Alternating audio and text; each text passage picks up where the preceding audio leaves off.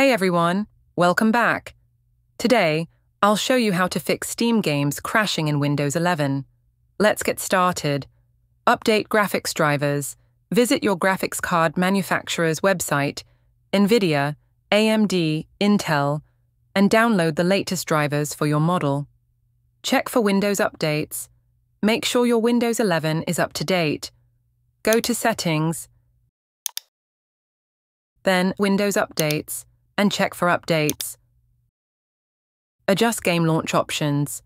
Right-click on the game in your Steam library, select Properties, go to General, and click Set Launch Options. You can try DX9 forces DirectX 9, No Border removes the game's border, Windowed forces windowed mode, disable overlays, turn off overlays from Steam, Discord, or other apps that may interfere with the game. And that's it. If this video helps, please like, subscribe, and check out more gaming tips. Thanks for watching.